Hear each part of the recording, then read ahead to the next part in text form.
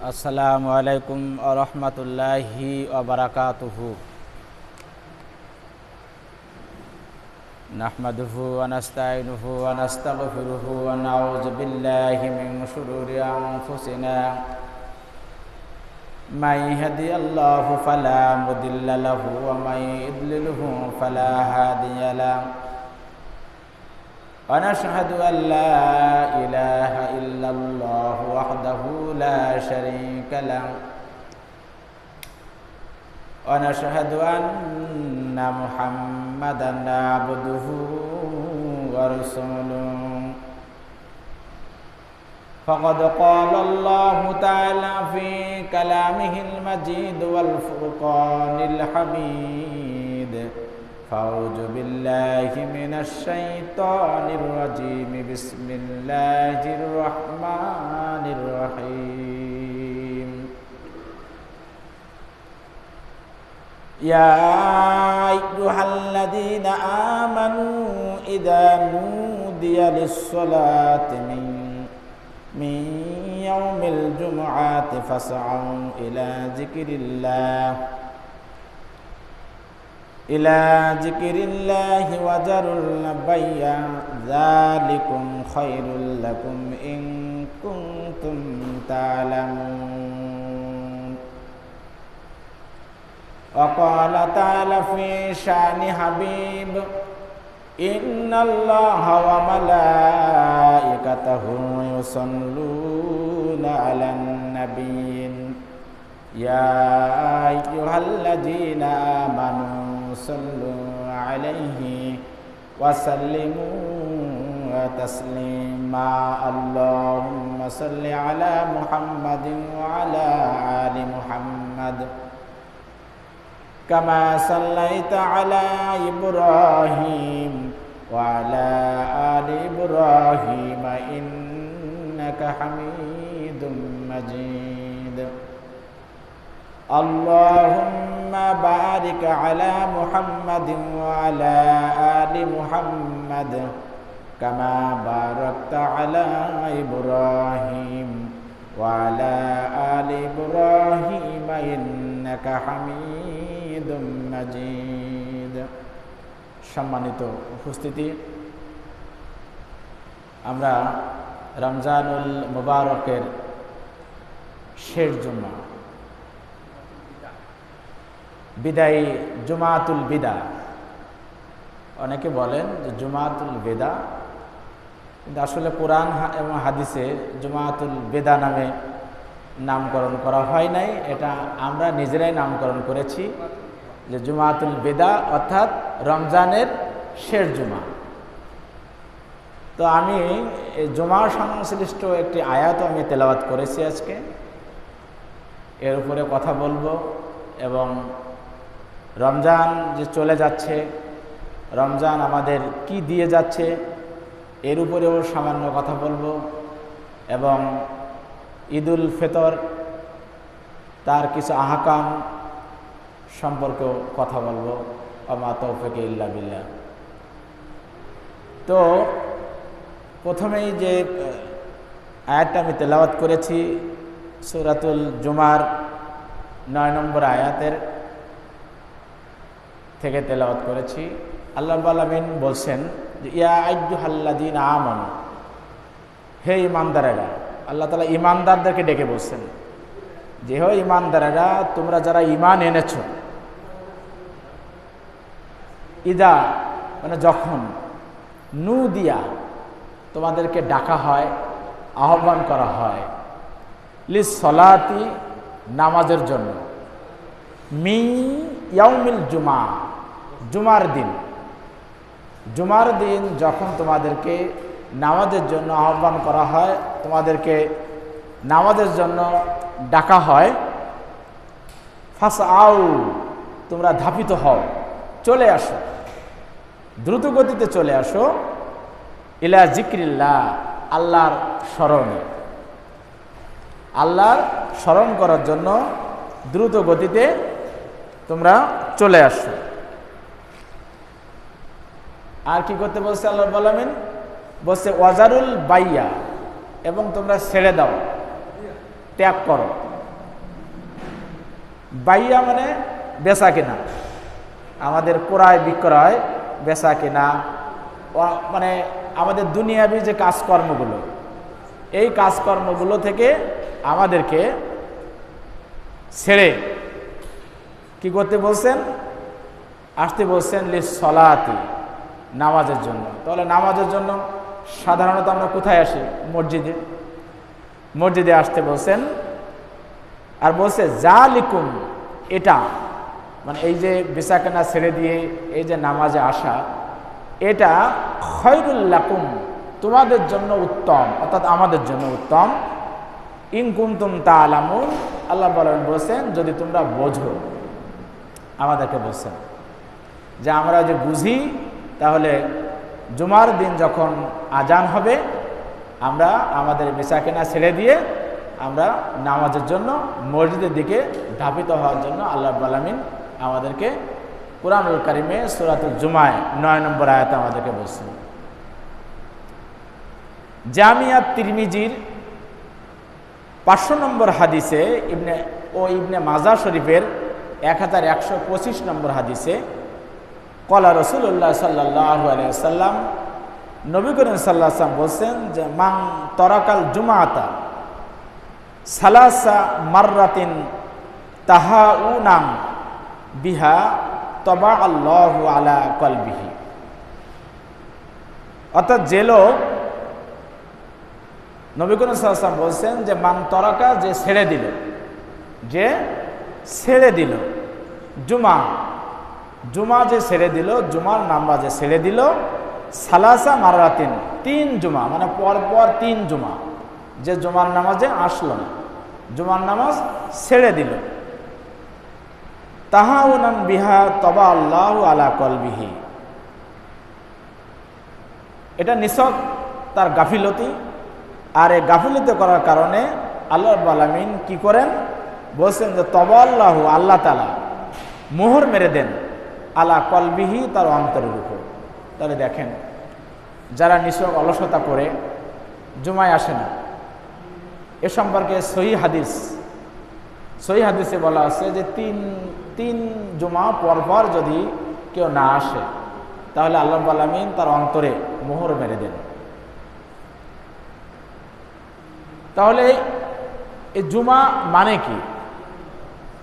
জুমা মানে হচ্ছে সমাবেশ, একত্রিত হওয়া। ইয়াউমুন মানে দিন, আর জুমা মানে একত্রিত হওয়া। অর্থাৎ জুমার দিন মানে সমাবেশের দিন, যেখানে মানুষ একত্রিত হয়, সমাবেশ হয়।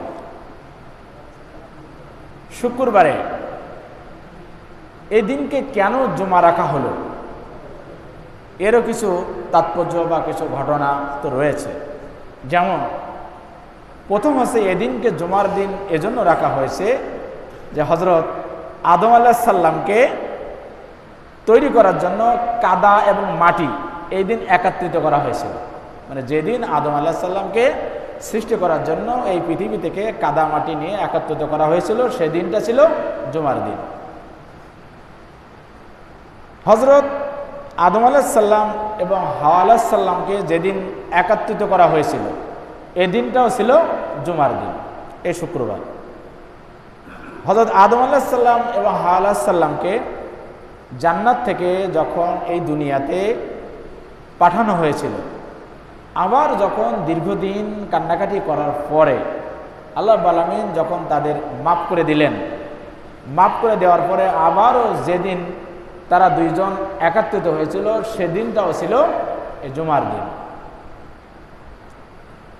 এবং সবচেয়ে বড় কথা হচ্ছে, এদিন হচ্ছে কিয়ামত সংঘটিত হবে, অর্থাৎ কিয়ামত হবে জুমার দিন। এবং হাসরের মাঠে সমস্ত মানুষকে যেদিন একত্রিত করা হবে, সেদিনটাও জুমার দিন। এবং এদিনকে বলা হচ্ছে গরিবের হজ, গরিবের হজের দিন। আমরা যারা গরিব মানুষ, টাকা পয়সা জোগাড় করে ওই মক্কা মদিনায় যেতে পারি না, তাদের জন্য এই জুমার দিনটাকে বলা হচ্ছে হজের দিন।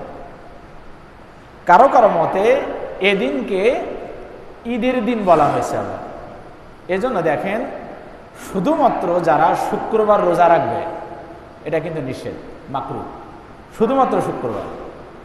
আপনি বৃহস্পতিবার শুক্রবার রাখলেন সেটা অসুবিধা নাই, বা আপনি শুক্রবার শনিবার রাখলেন সেটা অসুবিধা নাই, কিন্তু শুধুমাত্র আপনি শুক্রবার অর্থাৎ জুমার দিন যদি রোজা রাখেন তাহলে এটা রোজা রাখা নিষেধ করা হয়েছে।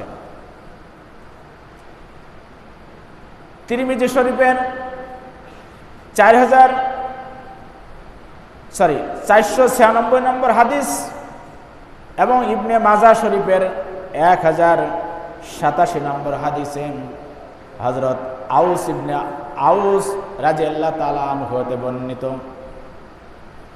নবীজি সাল্লাল্লাহু আলাইহি সাল্লাম বলেন, যে ব্যক্তি জুমার দিন গোসল করলো, গোসল করার পরে সকাল সকাল মসজিদে এসে ইমামের কাছাকাছি সে বসলো। গোসল করার কথাটা কেন বলা হয়েছে? গোসল তো আমরা সবাই করি, কিন্তু এখানে গোসল করার কথাটা এজন্য বলা হয়েছে যে আরব দেশ তো মরুভূমির দেশ, ওখানে সচরাচর পানি পাওয়া যেত না। এই জন্য নবী করিম সাল্লাল্লাহু আলাইহি ওয়াসাল্লাম বলছে যে গোসল করার কথাটা এজন্যই বলা হয়েছে যে জুমার দিন যে ব্যক্তি গোসল করলো, সকাল সকাল মসজিদে আসলো, ইমামের কাছাকাছি সে বসলো এবং মনোযোগ সহকারে খুতবা শুনল, তাহলে রাব্বুল আলামিন তার প্রতিটি কদমের বিনিময়ে, প্রতিটি পদক্ষেপের বিনিময়ে নেকি লিখে দেন। বলুন সুবহানাল্লাহ। এখন প্রশ্ন হতে পারে যে যারা গাড়িতে আসে, এখানে কিন্তু গাড়ির কথা বলা হয়নি, তাহলে যত সম্ভব চেষ্টা করতে হবে পায়ে হেঁটে আসা, পায়ে হেঁটে আসা, তাহলে প্রতি কদমে কদমে আপনার আমার জন্য নেকি লেখা হবে। মুসলিম শরীফে বর্ণিত আছে, নবীজি সাল্লাল্লাহু আলাইহি সাল্লাম বলছেন, জুমার দিনে ফেরেশতারা রেজিস্টার খাতা নিয়ে এই জুমার মসজিদের গেটের কাছে এসে দাঁড়িয়ে যান। রেজিস্টার খাতা নিয়ে দাঁড়িয়ে যান। যে ব্যক্তি মসজিদে প্রথমে প্রবেশ করেন তাকে একটা উট কুরবানির সওয়াব তার আমলনামায় লিখে দেওয়া হয়। এখন প্রশ্ন করতে পারেন যদি একসাথে 2-3 জন আসে, একসাথে 2-3 জন আসে, প্রশ্ন হতে পারে না? তারাও একই সওয়াব পাবে, কারণ আল্লাহর দরবারে কি সওয়াবের কোনো ঘাটতি কি আছে নাকি নাই? তাহলে জুমার দিন সর্বপ্রথম যে মসজিদে ঢুকলো তার আমলনামায় একটা উট কুরবানির সওয়াব লিপিবদ্ধ করা হবে। এরপরে দ্বিতীয় যে ব্যক্তি মসজিদে ঢুকবেন তার আমলনামায় একটা গরু কুরবানির সওয়াব লিখে দেওয়া হবে। এরপরে 3 নম্বরে যে ব্যক্তি মসজিদে প্রবেশ করলো তার আমলনামায় একটি ছাগল, মেষ বা ছাগল বা দুম্বা কুরবানি করার সওয়াব তার আমলনামায় লেখা হবে।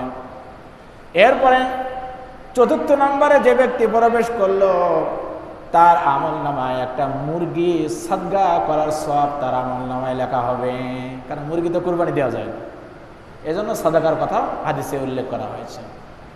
এরপরে 5ম নম্বরে যে ব্যক্তি প্রবেশ করবেন তার আমলনামায় একটা ডিম সাদগা করার সওয়াব তার আমলনামায় লেখা হবে। বলুন সুবহানাল্লাহ। এরপরে যখন এই যে আমি মেম্বারে উঠে গেলাম, এখন আরব দেশে তো একটা খুতবা হতো, আরবি খুতবা, আর আমাদের তো 2টো খুতবা হয়। একটা হলো এই আরবি খুতবার বিস্তারিত, আর আমরা আরবি খুতবাটা দেই সংক্ষিপ্ত, মানে এই যে কথাগুলো এখন বিস্তারিত বলছি এটা সংক্ষেপে আমরা আরবি খুতবা দেই। তাহলে এমনও হতে পারে, মানে হাদিসে শেষ অংশে বলা হয়েছে যে ইমাম সাহেব যখন মেম্বারের উপরে উঠে খুতবা দেওয়া শুরু করে, ফেরেশতারা তখন রেজিস্টার খাতা বন্ধ করে তারাও খুতবা শোনার জন্য বসে যায়। তাহলে যেহেতু এখানে একটা মতানক্য রয়েছে যে সেই সময় শুধু আরবিতে খুতবা হতো, তাহলে আমাদের মনে হয় যে যতক্ষণ আরবি খুতবা শুরু না হবে ততক্ষণ পর্যন্ত সব লিখতে থাকবে।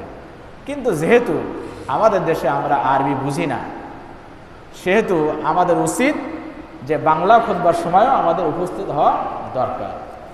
কিন্তু আসলে দেখেন মসজিদে এখন আপনারা কয়জন উপস্থিত হয়েছেন দেখেন। তাহলে এমনও তো হতে পারে যদি বাংলা খুতবা যদি এখন ফেরেশতারা খুতবা শুনতে বসে যান, তাহলে তো এরপরে যারা আসতেছে তাদের তো এই সওয়াব আর ফেরেশতারা লিখবেন। এদিনকে শ্রেষ্ঠ দিন কেন বলা হয়েছে? দেখেন, আল্লাহ রাব্বুল আলামিন শনি থেকে বৃহস্পতিবার এর ভিতরে কোনো দিনকে উদ্দেশ্য করে কোনো সূরা রাব্বুল আলামিন কিন্তু অবতীর্ণ করেন নাই, কিন্তু জুমার দিনকে লক্ষ্য করে রাব্বুল আলামিন একটা সূরা দিলেন, সূরাতুল জুমা। আর এই কারণে এই দিনটা হচ্ছে অনেক শ্রেষ্ঠ। এবং এই দিন শ্রেষ্ঠ হওয়ার আরও কারণ রয়েছে। রাব্বুল আলামিন যেমনি ভাবেন লাইলাতুল কদরে আমাদের দোয়া কবুল করে নেন, লাইলাতুল কদরে ইবাদত করলে আমাদের দোয়া কবুল হয়, ঠিক তেমনি জুমার দিনেও এমন দুটি সময় রয়েছে যে দুটি সময় আল্লাহ রাব্বুল আলামিনের কাছে আপনি দোয়া করবেন, রাব্বুল আলামিন দোয়া কবুল করে নেবেন। সেই দিনটা এক নম্বর বলা হয়েছে সেই সময়টার কথা, ইমাম সাহেব যখন খুতবা দেওয়ার জন্য মেম্বারে ওঠেন, এই খুতবা দেওয়া থেকে শুরু করে নামাজ শেষ হওয়া পর্যন্ত আপনি দোয়া করবেন। তাহলে যে দোয়া করবেন রাব্বুল আলামিন আপনার বৈধ দোয়াকে কবুল করে নেবেন।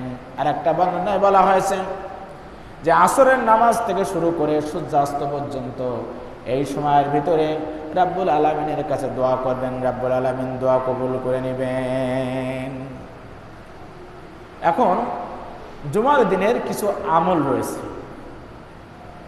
এই জুমার দিনের যে আমল এবং ঈদের দিনের আমল প্রায় একই রকম, এজন্য আমি ঈদের দিনের আমলগুলো বলবো, জুমার দিনের আমল আজকে বলবো না, অন্য আরেকদিন সময় হলে বলবো। তিরমিজি শরীফের 3545 নম্বর হাদিসে হযরত আবু হুরায়রা রাদিয়াল্লাহু তাআলা আনহু হতে বর্ণিত, নবী করিম সাল্লাল্লাহু আলাইহি সাল্লাম বললেন যে তার নাক ভুলুণ্ঠিত হোক, তার নাক ভুলুণ্ঠিত হোক, তার নাক ভুলুণ্ঠিত হোক, অর্থাৎ তার নাকটা ধুলায় মলিন হোক। এই কথাটা নবী করিম সাল্লাল্লাহু আলাইহি সাল্লাম তিনবার বললেন। সাহাবারা জিজ্ঞাসা করল, ইয়া রাসূলুল্লাহ, ইয়া হাবিবাল্লাহ, আপনি ইতিপূর্বে কোনো দিন তো এমন কথা বলেন নাই যে তার নাক ধুলায় মলিন হোক বা তার নাক ভুলুণ্ঠিত হোক, এর কারণ কি? নবী করিম সাল্লাল্লাহু আলাইহি সাল্লাম বললেন, যে ব্যক্তি রমজান পাইল, পাওয়ার পরে সে তার গুনাহ খাতা মাফ করাতে পারল না, তার নাকটা ভুলুণ্ঠিত হয়ে যাক, তার নাকটা ধুলায় মলিন হয়ে যাক। এরপরে 2 নম্বরে বলা হয়েছে যে ব্যক্তি তার পিতা এবং মাতাকে পাইল, পিতা এবং মাতাকে পাওয়ার পরে সে জান্নাত কামাই করতে পারল না, জান্নাত পেল না, সে ব্যক্তি ধ্বংস হয়ে যাক বা সে ব্যক্তির নাক ধুলায় মলিন হোক। মা বাবাকে পেয়ে যে খেদমত করতে পারল না, দেখেন আমাদের ইমরান ভাই বলতে হয় কথা প্রসঙ্গে, সব সময় আমার সাথে যখনই উনি ফোন দেন, যখনই কথা বলেন, পরিশেষে একটা কথা বলেন যে হুজুর আমার মায়ের জন্য দোয়া করবেন।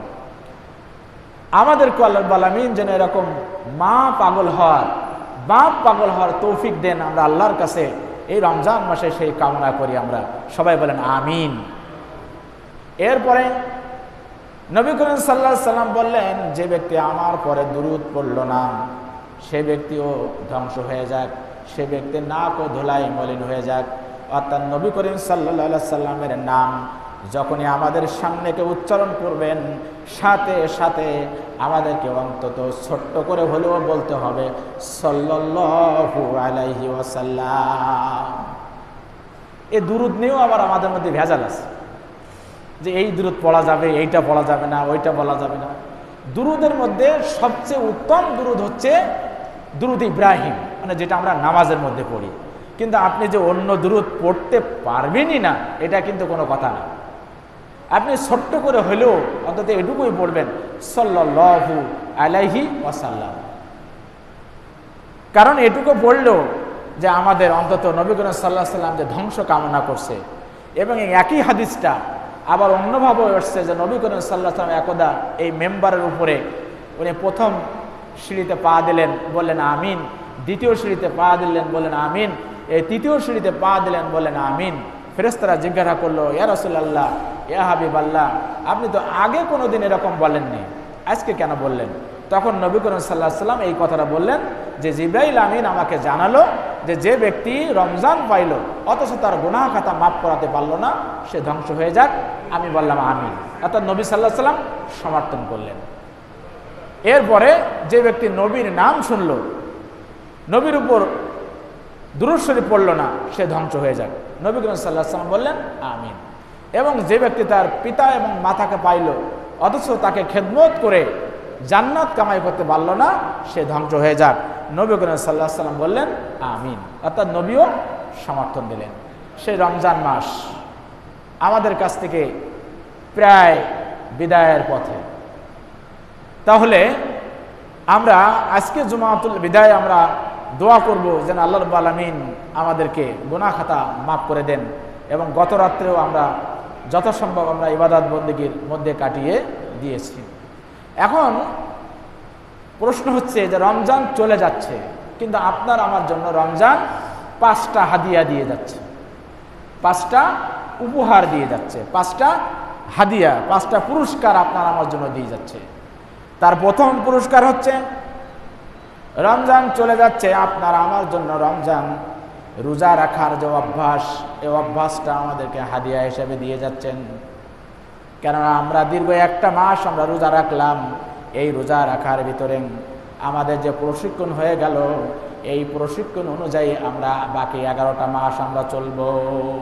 দেখেন, আপনার আমার যে কোনো চাকরির আগে, বিশেষ করে যারা সেনাবাহিনী, নৌবাহিনী, বিমান বাহিনীতে চাকরি করে, তাদেরকে কিন্তু একটা ট্রেনিং নিতে হয়, আগে ট্রেনিং নিতে হয়। আমরা যারা শিক্ষক আছি আমাদেরকে কিন্তু বিএড করতে হয়। এই ট্রেনিংটা নেওয়ার পরে যদি আমি ট্রেনিং নিলাম, যদি চাকরি না করি, চাকরিতে আমি যোগদান না করি, জয়েন না করি, আমার কি চাকরি থাকবে? থাকবে না। এই যেমন এখন নতুন করে এনটিআরসি হয়েছে, এনটিআরসিতে পাশ করার পরে আপনাকে যেখানে সুপারিশ করবে, সেই সুপারিশ করার পরে আপনি যদি সেখানে জয়েন না করেন, আপনার কিন্তু চাকরি হবে না। তা ঠিক তেমনি আপনার আমার আল্লাহ রাব্বুল আলামিন রমজান দিল রোজা রাখার অভ্যাস করার জন্য। আমি এই অভ্যাসটা রোজার মাসে আমি প্রশিক্ষণ হিসাবে নিলাম, এই প্রশিক্ষণ যদি অন্যান্য মাসে আমি কাজে না লাগাই, তাহলে কিন্তু আপনার আমার জন্য কি রোজা কোনো উপকার বয়ে আনলো না।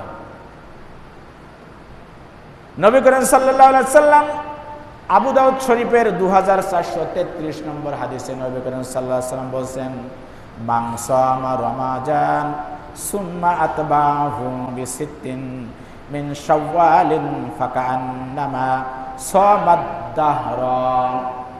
নবী করিম সাল্লাল্লাহু আলাইহি ওয়াসাল্লাম বলেন, মান সামা রমাজান, যে ব্যক্তি রোজা রাখলো, রমজান মাসের যে ব্যক্তি রোজা রাখলো, সুম্মা অতঃপর আতবাহু বিসিত্তিন মিন শাওয়ালিন, অথবা সে শাওয়াল মাসের 6টা রোজা সে রাখলো, ফাকান্নামা সামাদ দাহরা, সেজন্য সমস্ত বছর সে রোজা রাখলো।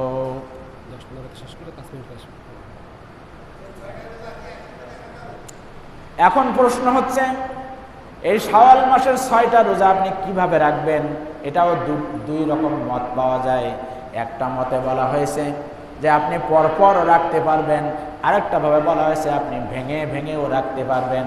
কারণ যারা অফিস আদালতে চাকরি করেন তাদের তো অফিস খুলে যাবে, তারা যদি একটানা রোজা রাখতে চায় তাহলে তারা রাখতে পারবে না, এজন্য তারা ভেঙে ভেঙে রাখতে পারবে। এজন্য আপনি একটানা রাখলেও আপনার সমস্যা নাই, আপনি ভেঙে ভেঙে রাখলেও সমস্যা নাই। কিন্তু মা বোনদের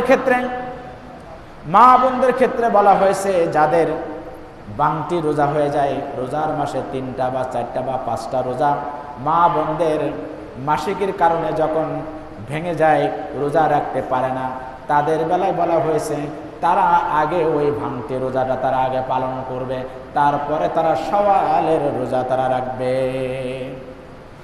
এ সম্পর্কে দেখেন সূরা আনামের 160 নম্বর আয়াতে রাব্বুল আলামিন বলছেন, মান জাআ বিল হাসানাতি ফালাহু আশরু আমসালিহা। মান জাআ, যে ব্যক্তি বিল হাসানাতি কোনো ভালো কাজ করলো, ভালো কাজ করার জন্য যে ব্যক্তি আসলো, ফালাহু আশরুহু আমসালিহা, সেই ভালো কাজের বিনিময়ে একটা ভালো কাজের বিনিময়ে তাকে 10টা করে নেকি দেওয়া হয়। বলুন সুবহানাল্লাহ। এটা তো সর্বনিম্ন, এটা হচ্ছে কি সর্বনিম্ন 10টা নেকি। আর হাদিসে বলা হয়েছে যে 10 গুণ থেকে শুরু করে 700 গুণ পর্যন্ত দেওয়া হয়। আমরা 700 গুণ আমরা বাদ দিলাম, আমরা সর্বনিম্নটাই আমরা ধরি। তাহলে আপনি যদি রমজান মাসে 30টা রোজা রাখেন, তাহলে 30 গুণ 10 কত হয়? প্রতিটা রোজার বিনিময়ে 10 কত হলো? 300। এরপরে যদি শাওয়াল মাসের আপনি 6টা রোজা রাখেন, তাহলে 6 গুণ 10, 6 10 কে 60, তাহলে 360। এবার বাকি থাকলো 5 দিন। বছরের এই 5টা দিন হচ্ছে রোজা রাখা নিষেধ। 2 ঈদের 2 দিন এবং ঈদুল আজহার পরের 3 দিন রোজা রাখা যাবে না। এই 5 দিন বছরে রোজা রাখা হচ্ছে হারাম। এজন্য আমি প্রথমেই বলেছি, যারা শুধু জুমার দিনকে রোজা রাখবে, এই জুমার দিনকে রোজা রাখা নিষেধ করা হয়েছে, কেননা জুমার দিনকেও ঈদের দিন বলা হয়। এরপরে কিয়াম, কিন্তু কিয়াম সম্পর্কে আজকে আলোচনা করব না, পরে ইনশাল্লাহ করব। আজকে আর একটু আমরা কথা বলবো আমাদের ঈদুল আজহা, ঈদুল ফিতরের কিছু আহকাম আমাদের আছে। সেই ঈদুল ফিতরের কিছু আহকাম আমরা বলবো, কিছু করণীয় আমরা বলবো। প্রথম হচ্ছে 1 নম্বর আছে, আপনি চাঁদ দেখার চেষ্টা করবেন। ঈদুল এই যে ফিতরের আপনার আমার 1 নম্বর কাজ হচ্ছে চাঁদ দেখার চেষ্টা করা। কিন্তু আমরা কি করি? মোবাইল হাতে নিয়ে বসে থাকি যে সৌদিতে চাঁদ উঠছে কিনা, বা রেডিওতে খবর পাওয়া যাচ্ছে কিনা, বা টেলিভিশনে খবর পাওয়া যাচ্ছে কিনা, বা ফেসবুকে কেউ খবর দিছে কিনা। না, আপনার আমার জন্য চাঁদ দেখার চেষ্টা করা, এটা একটা সুন্নাত। 1 নম্বর দায়িত্ব হচ্ছে চাঁদ দেখা। 2 নম্বর, আপনি যখন এই চাঁদ দেখতে পাবেন, তারপর আপনি তাকবীর পড়বেন, আল্লাহু আকবার, আল্লাহু আকবার, লা ইলাহা ইল্লাল্লাহু, আল্লাহু আকবার, আল্লাহু আকবার, ওয়ালিল্লাহিল হামদ। এভাবে তাকবীর পড়তে হবে। 3 নম্বর হচ্ছে ঈদের দিন এবং জুমার দিনও প্রথম সুন্নাত হচ্ছে ফজরের নামাজ আপনার আমাকে জামাতে আদায় করতে হবে। কিন্তু দেখা যায় অনেক সময় ঈদের নামাজ পড়তে আসে, কিন্তু ফজরের নামাজ অনেকে পড়ে না। আর নিয়ম হচ্ছে ফজরের নামাজটা আপনার ঈদের দিন এবং জুমার দিন আপনাকে জামাতের সাথে আদায় করতে হবে। 4 নম্বর, সাদাকাতুল ফিতর আপনার ঈদগাহে আসার আগে আদায় করে আসতে হবে। সাদাকাতুল ফিতর আপনাকে দিয়ে তারপর আসতে হবে। 5 নম্বর, মিসাক করতে হবে। ঈদের দিনেরও এটা সুন্নাত এবং জুমার দিনেও সুন্নাত, মিসাক করতে হবে। 6 নম্বর আছে গোসল করে আসতে হবে। 7 নম্বর, নতুন জামার কথা কিন্তু বলা হয় নাই, নতুন কোনো কাপড়ের কথা বলা হয় নাই, বলা হয়েছে সুন্দর জামা। আপনার যে জামাগুলো রয়েছে তার মধ্যে সুন্দর যে জামা, ওই জামাটা সুন্দর করে পরিপাটি করে ওই জামাটা পরে আসার কথা বলা হয়েছে। এরপরে 8 নম্বর আছে সুগন্ধি ব্যবহার করতে হবে। আল্লাহর রসুলকে কেউ সুগন্ধি হাদিয়া দিয়েছে আর আল্লাহর রসুল সেই সুগন্ধি নেয় নাই, এরকম কোনো জায়গায় কোনো কিতাবে পাওয়া যায়নি যে আল্লাহ রসুলকে কেউ সুগন্ধি দিছে আল্লাহ রসুল সেটা নেয় নাই। আর আমরা কি করব? সুগন্ধি ব্যবহার না করে আমরা স্প্রে ব্যবহার করবো, নাকি? স্প্রে না, সুগন্ধি ব্যবহার করতে হবে। আতর, সুরমা, এগুলো ব্যবহার করতে হবে। 9 নম্বর আছে ঈদুল ফিতরে আপনাকে কিছু খেয়ে আসতে হবে। অন্তত আপনি কিছু না পাইলেও 2টো খেজুর খেয়ে আসবেন, খেয়ে 1 গ্লাস পানি খেয়ে আসবেন, কিছু খেয়ে আপনাকে ঈদগাহের ময়দানে আসতে হবে। 10 নম্বর, আপনাকে পায়ে হেঁটে হেঁটে আসতে হবে। 11 নম্বর, এক রাস্তা দিয়ে ঈদগাহে আপনি আসবেন এবং অন্য রাস্তা দিয়ে আপনি যাওয়ার চেষ্টা করবেন। 12 নম্বর আছে ঈদের জামাতে হাজির হতে হবে। ঈদের জামাত ময়দানে হইলে ভালো হয়, মাঠে করা যায় কিনা সেটা দেখতে হবে।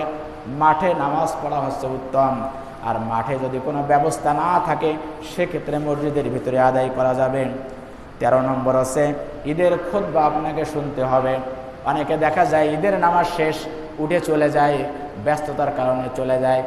অনেকে দেখা যায় যে ঈদুল ফিতরে না গেলেও কুরবানির সময় কিন্তু এই নামাজ শেষ চলে যায়, খুতবাও শুনতে হবে। 14 নম্বর হচ্ছে আপনাকে শুভেচ্ছা বিনিময় করতে হবে। আপনি অন্তত মোটে না পারলেও আপনি শুধু এটুকু বলবেন ঈদ মুবারক, এই শুভেচ্ছাটুকু বিনিময় করতে হবে। আর 15 নম্বর হচ্ছে আনন্দ এবং বিনোদন করার কথা বলা হয়েছে, কিন্তু এই আনন্দ এবং বিনোদন কিন্তু পটকা ফোঁটা বাজানো না, পটকাবাজি ফোটানো যাবে না, ডিজে গানের আয়োজন করা যাবে না। অনেক সময় দেখা যায় শহরের ভিতরে বেশি হয়, এটা গ্রামগঞ্জে কম হয়, যে গাড়ি ভাড়া করে মাইক সেট নিয়ে বা সাউন্ড বক্স নিয়ে বাদ্য বাজনা ডিজে গান করতে করতে এক এলাকা থেকে আরেক এলাকায় আনন্দ বিনোদন করে, এটা কিন্তু করা যাবে না, এটা নিষেধ।